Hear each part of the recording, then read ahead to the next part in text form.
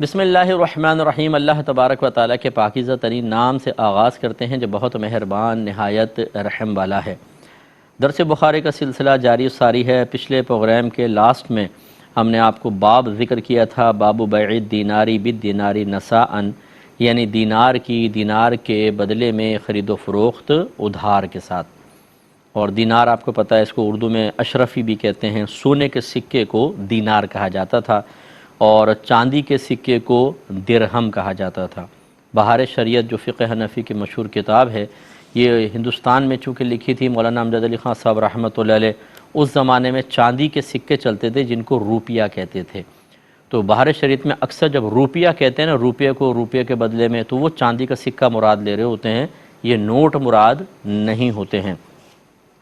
تو 2178 اور 2189 یہ دونوں حدیثیں میں نے آپ کو بتایا تھا، ایک جگہ حضرت نے جمع فرمائی۔ یہ کہتے ہیں کہ ابو صالح زیات نے خبر دی کہ انہوں نے حضرت ابو سعید خدری رضی اللہ تعالی عنہ سے سنا کہ دینار کی بیع دینار کے بدلے اور درہم کی بیع درہم کے بدلے برابر ہو، یہ انہوں نے سنا تھا۔ ابو صالح کہتے ہیں کہ میں نے حضرت ابو سعید رضی اللہ تعالیٰ عنہ سے کہا کہ حضرت ابن عباس رضی اللہ تعالیٰ عنہ تو اس طرح نہیں کہتے۔ حضرت ابو سعید رضی اللہ تعالیٰ عنہ نے کہا کہ میں نے حضرت ابن عباس سے اس کے متعلق پوچھا تھا۔ وہ کیا تھا؟ وہ خیر حدیث میں تو نہیں ہے، لیکن وہ تھا یہ کہ آپ جو دینار کے عوض بیع کو کمی بیشی کے ساتھ جائز کہتے ہیں، تو آیا آپ نے یہ نبی کریم صلی اللہ علیہ وسلم سے سنا تھا یا آپ نے اس کو کتاب اللہ میں پڑھا تھا؟ تو دیکھیے اب حضرت ابو سعید خدری نے جب یہ بیان کیا کہ دینار کو دینار کے، درہم کو درہم کے بدلے میں برابر بیچو، تو ابو صالح نے اعتراض کیا کہ ابن عباس کا تو یہ موقف نہیں تھا، وہ تو یہ کہتے تھے کہ بس ادھار منع ہے، سونے کی اور چاندی کی بیع ادھار منع ہے، اگر سونے کو سونے کے بدلے آپ نقد دے لے رہے ہیں تو کمی بیشی جائز ہے، اسی طرح چاندی میں بھی کمی بیشی جائز ہے۔ اب جب انہوں نے یہ بات کہی تو حضرت ابو سعید خدری رضی اللہ تعالی عنہ نے پھر بیان کیا کہ ہاں آپ صحیح کہہ رہے ہیں، میں نے خود ابن عباس سے یہ مسئلہ پوچھا تھا۔ یہ بات اب دوبارہ دیکھ لیجئے۔ تو حضرت جب ابو صالح زیات نے یہ بات کہی کہ حضرت ابو سعید خدری رضی اللہ تعالی عنہ سے انہوں نے سنا کہ دینار کی بیع دینار کے بدلے اور درہم کی بیع درہم کے بدلے برابر جائز ہے، تو ابو صالح نے کہا کہ میں نے حضرت ابو سعید خدری رضی اللہ تعالی عنہ سے کہا کہ حضرت ابن عباس رضی اللہ تعالی عنہ تو اس طرح نہیں کہتے۔ تو حضرت ابو سعید خدری رضی اللہ تعالیٰ عنہ نے ان کی گویا کہ تائید کی اور کہا کہ میں نے حضرت ابن عباس سے اس کے متعلق پوچھا تھا کہ آپ جو دینار کی بیع دینار کے بدلے اور درہم کی بیع درہم کے بدلے کمی بیشی کے ساتھ جائز کہتے ہیں، تو کیا آپ نے یہ نبی کریم صلی اللہ علیہ وسلم سے سنا تھا یا آپ نے اس کو کتاب اللہ میں پڑھا ہے؟ یعنی کیا دلیل ہے آپ کے پاس کہ آپ کہتے ہیں کہ کمی بیشی کے ساتھ جائز ہے؟ اگر ہے تو کوئی دلیل پیش کریں، کیونکہ ہمارے پاس تو وہ حدیث ہے۔ گویا کہ حضرت ابو سعید خدری کہہ رہے ہیں کہ ہمارے پاس تو یہ حدیث ہیں کہ سرکار نے چاندی کو چاندی، سونے کو سونے کے بدلے میں برابر بیچنے کا حکم ارشاد فرمایا۔ آپ کے پاس کمی بیشی کی کیا دلیل ہے، وہ پیش کریں۔ تو انہوں نے کہا کہ میں ان میں سے کسی بات کا دعویٰ نہیں کرتا۔ یعنی ابن عباس نے فرمایا قرآن میں تو میں نے پڑھا نہیں، اور حدیث میں نے نبی کریم صلی اللہ علیہ وسلم سے براہ راست خود نہیں سنا، یہ ان کا کہنا تھا، اور آپ رسول اللہ صلی اللہ علیہ وسلم کو مجھ سے زیادہ جانتے ہیں۔ حضرت ابن عباس کہہ رہے ہیں کہ آپ رسول اللہ صلی اللہ علیہ وسلم کو مجھ سے زیادہ جانتے ہیں۔ وجہ یہ ہے کہ حضرت ابن عباس کمسن صحابی تھے، انہوں نے بہت ساری چیزیں نابالغی میں نبی کریم صلی اللہ علیہ وسلم سے سنی ہیں اور بعد بلوغت اس کو روایت کیا ہے، جبکہ حضرت ابو سعید خدری رضی اللہ تعالیٰ عنہ بڑے صحابی تھے، بڑی عمر کے صحابی تھے۔ تو ابن عباس رضی اللہ تعالیٰ عنہ عاجزی کے ساتھ ارشاد فرما رہے ہیں کہ آپ مجھ سے زیادہ نبی کریم صلی اللہ علیہ وسلم کو جانتے تھے، لیکن مجھے حضرت اسامہ نے خبر دی کہ نبی کریم صلی اللہ علیہ وسلم نے فرمایا کہ سود صرف ادھار بیع میں ہے۔ حضرت ابن عباس گویا کہ کہہ رہے ہیں کہ نہ میں نے قرآن میں پڑھا، نہ میں نے خود نبی کریم سے سنا، یہ بھی مانتا ہوں کہ آپ نبی کریم صلی اللہ علیہ وسلم کو مجھ سے زیادہ جانتے ہیں، لیکن میں جو دعویٰ کر رہا ہوں اس کے پیچھے ایک دلیل ہے، اور دلیل یہ ہے کہ میں نے حضرت اسامہ سے سنا، وہ کہہ رہے تھے کہ نبی کریم صلی اللہ علیہ وسلم نے فرمایا کہ سود صرف ادھار بیع میں ہے، یعنی مراد وہی کہ سونا چاندی کی ادھار بیع کرو گے تو سود ہوگا۔ اس کا مطلب کیا ہوا؟ کمی بیشی کے ساتھ جائز۔ یہ ہے حضرت ابن عباس رضی اللہ تعالی عنہ کی دلیل۔ اب اس کی میں وضاحت کرتا ہوں کہ کیوں یہ اختلاف ہوا، اور پھر حضرت ابن عباس نے اپنے قول سے رجوع کیا۔ یہ حدیث بھی آپ کی خدمت میں ذکر کرتے ہیں، لیکن تھوڑا سا اس میں دیکھیے، پہلی بات تو یہی کہ نبی کریم صلی اللہ علیہ وسلم کے فرمان ذیشان کے مطابق جب موزونی یا مکیلی اشیاء کو ان کی ہم جنس کے ساتھ خرید و فروخت کر رہے ہوں، موزونی جن کا وزن کر کے لیے دیا جاتا ہے جیسے سونا چاندی، اور مکیلی جن کو برتن وغیرہ سے ناپ کر لیتے دیتے ہیں جیسے گندم ہے، کنستروں میں یا بوریوں میں کر کے کرتے ہیں، وزن چاہے نہ پتہ ہو، انہیں مکیلی کہتے ہیں۔ جب انہیں ہم جنس کے ساتھ آپ خرید و فروخت کریں، سونے کی سونا، چاندی کی چاندی، گندم کی گندم کے بدلے میں، تو دو شرائط کے ساتھ بیع جائز ہوتی ہے، نقد ہو اور وزن بالکل برابر ہو۔ ہاں غیر ہم جنس ہوں، ادھر گندم ادھر جو، تو ادھار حرام ہے، اور وزن میں کمی بیشی کوئی مسئلہ نہیں ہے، زیادہ کم ہو سکتے ہیں جب غیر ہم جنس ہو۔ یہ ہے مسلمہ مسئلہ۔ اب اس میں اختلاف، حضرت ابو سعید خدری اور رضی اللہ تعالیٰ عنہ یہی موقف رکھتے ہیں جو میں نے آپ کی خدمت میں ذکر کیا، لیکن ابن عباس رضی اللہ تعالیٰ عنہ نے حضرت اسامہ سے یہ سنا کہ سونا چاندی وغیرہ کی بیع ادھار منع ہے، اسی میں سود ہوگا بس۔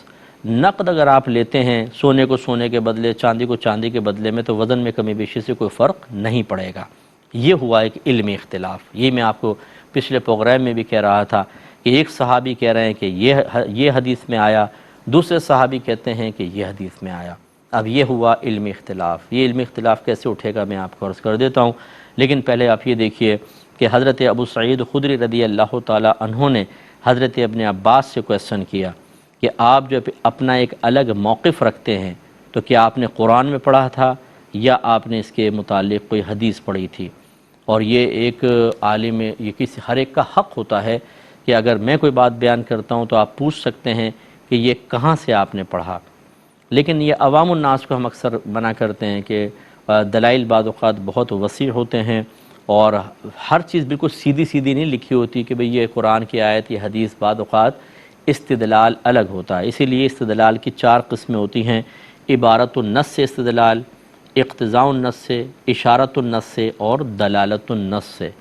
اب اگر ان چاروں کی وضاحت کروں تو پوری کلاس روم بن جائے گا، لیکن استدلال کا مطلب دلیل طلب کرنا۔ یہ 4 طریقے ہوتے ہیں۔ آپ میں سے بہت سارے ایسے ہوں گے جنہوں نے پہلی مرتبہ یہ الفاظ سنے ہوں گے، اور اگر میں ابھی کہوں آپ سے ان کو دہرا دیں تو آپ الفاظ بھی نہیں دہرا سکتے، کیونکہ اجنبی چیز ہوتی ہے نا ہمارے لیے۔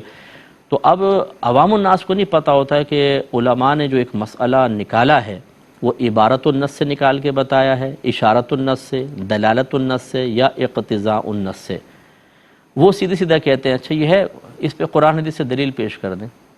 اب ایک عالم نے اگر اشارت النص سے نکالا ہے، یا اقتضاء النص سے نکالا ہے، یا دلالت النص سے نکالا ہے، تو اس کو سمجھانا ہی بہت مشکل کام ہوتا ہے عوام کو۔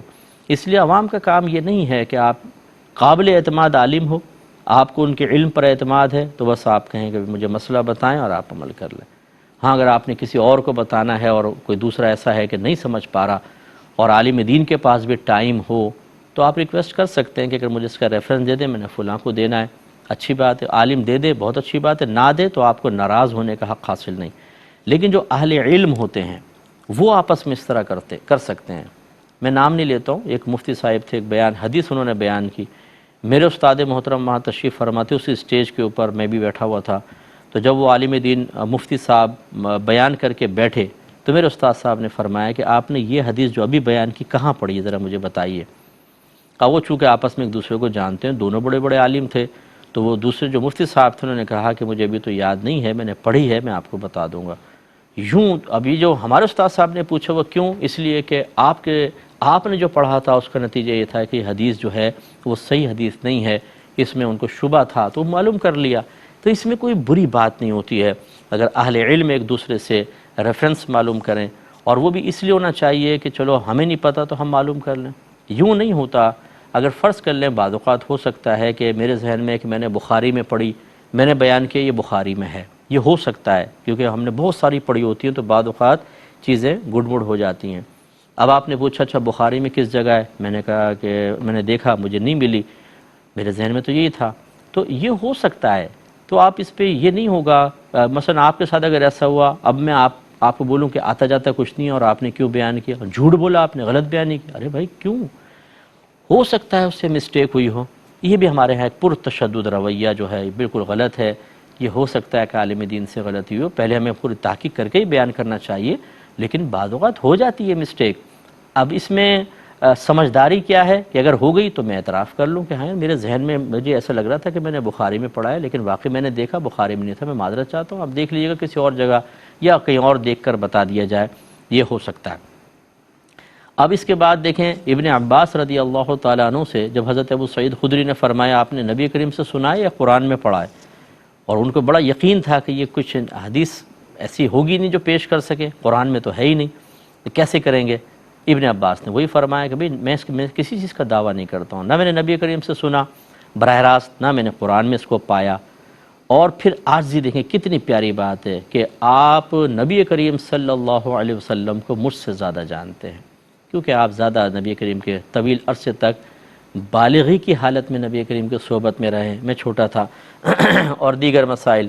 یہ بہت اچھی بات ہے کہ انسان عاجزی کے ساتھ یہ الفاظ کہے، حالانکہ حضرت ابن عباس رضی اللہ تعالی عنہ ماشاءاللہ بہت زبردست عالم دین تھے، اور نبی کریم صلی اللہ علیہ وسلم نے آپ کو سینے سے لگا کر دعا کی تھی کہ اللہ تعالیٰ اس کو قرآن کا فہم عطا فرما، تو یہ بڑا مطلب آپ کی دعا کی بڑی برکت آپ کو حاصل تھی۔ اس کے باوجود عاجزی ان کی ساری، یہ ہے کمال۔ اللہ تعالیٰ ان بزرگوں کے قدموں کی برکت سے مجھے بھی اللہ تعالیٰ عاجزی عطا فرمائے، اور آپ کے لیے بھی میں دعا گو ہوں، تو ہمیں عاجزی سے واقعی کام لینا چاہیے۔ تو یہ بڑی بہت پیاری بات کہ انہوں نے کہا کہ آپ رسول اللہ صلی اللہ علیہ وسلم کو مجھ سے زیادہ جانتے ہیں، یہ میں دعویٰ نہیں کرتا ہوں کہ میں نے کوئی بہت زیادہ سنا، لیکن یہ ضرور ہے کہ مجھے اسامہ نے خبر دی کہ نبی کریم صلی اللہ علیہ وسلم نے فرمایا کہ سود صرف ادھار بیع میں ہے۔ اچھا، حضرت اسامہ رضی اللہ تعالیٰ عنہ نے کیسے سن لیا؟ اب اس کی شرح ذرا دیکھیے، اس کا مسئلہ کیا ہے۔ اس کا جواب یہ دیا کہ اس حدیث کا معنی یہ ہے کہ جب فروخت شدہ چیز کی جنسیں مختلف ہوں تو سود صرف ادھار میں ہے، اور جب اس کی جنسیں متفق ہوں یعنی ایک جیسی ہوں تو صرف برابر بے جائز ہے اور کمی بیشی کے ساتھ سود ہے۔ اب یہ حضرت اسامہ کو کیوں ایسا آپ نے بیان فرمایا؟ اس کے بارے میں کہا جاتا ہے کہ اصل میں ایک سائل نے کویسچن کیا تھا، اس نے پوچھا یہ تھا کہ کیا سونے اور چاندی کی بیع میں، یعنی سونا ایک طرف ہو ایک طرف چاندی، اور اسی طرح گندم اور کھجور کی بیع میں بھی سود ہے، حالانکہ یہ دو مختلف جنسیں ہیں۔ اس وقت حضرت اسامہ رضی اللہ تعالی عنہ نے اس کے سوال کو نہیں سنا تھا۔ اب سوال کیا تھا؟ یا رسول اللہ ادھر سونا ادھر چاندی، دو مختلف جنسیں ہیں، کیا ان میں سود ہوگا؟ اسی طرح ایک طرف گندم اور ایک طرف کھجور، دو مختلف جنسیں، یا رسول اللہ کیا ان میں سود ہوگا؟ اب وہ سوال نہیں سنا حضرت اسامہ نے، جب سرکار جواب دے رہے تھے حضرت اسامہ نے اس کو سنا، اور جواب کیا تھا؟ نبی کریم صلی اللہ علیہ وسلم نے اس کے جواب میں فرمایا کہ سود صرف ادھار بیع میں ہے۔ اب جواب تو اسی سوال کے مطابق تھا نا، اور سوال سنا نہیں تھا۔ حضرت اسامہ نے سنا کہ ادھار صرف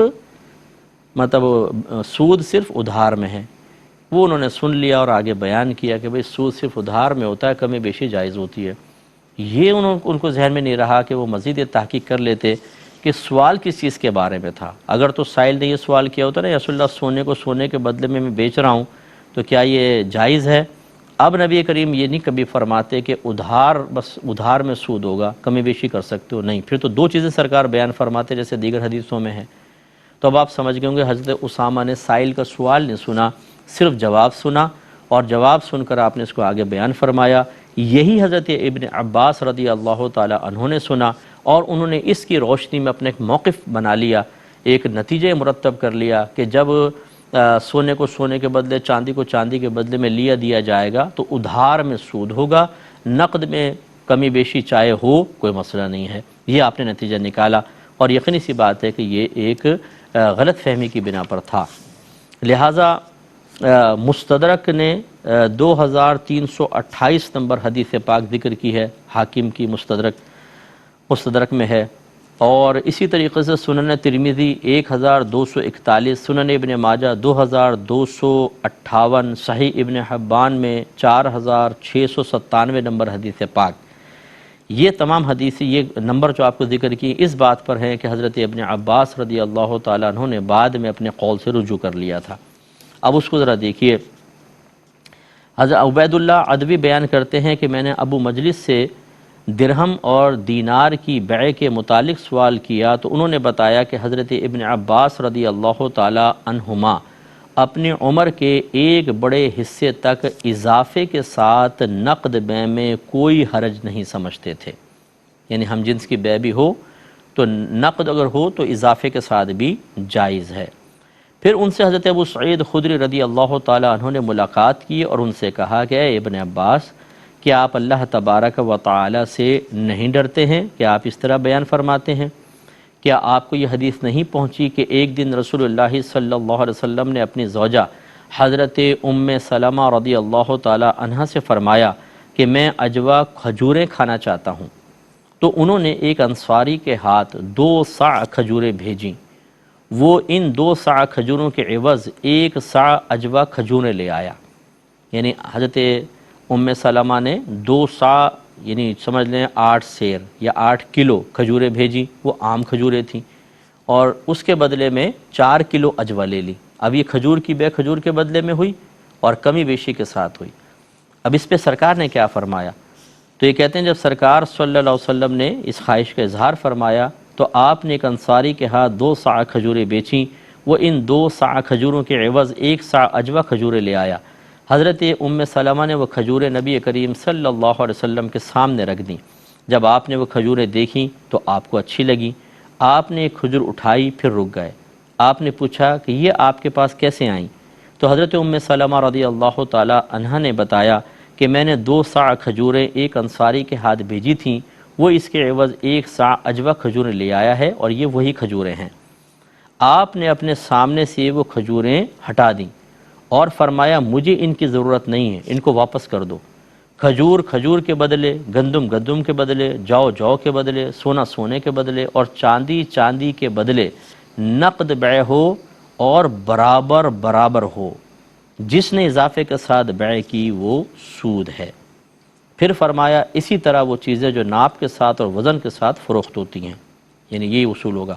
تو حضرت ابن عباس رضی اللہ تعالیٰ عنہ نے فرمایا، یہ سن کر حدیث سنی تو کہا اے ابو سعید، اللہ آپ کو جزا میں جنت عطا فرمائے، آپ نے مجھے وہ حدیث یاد دلا دی جس کو میں بھول چکا تھا۔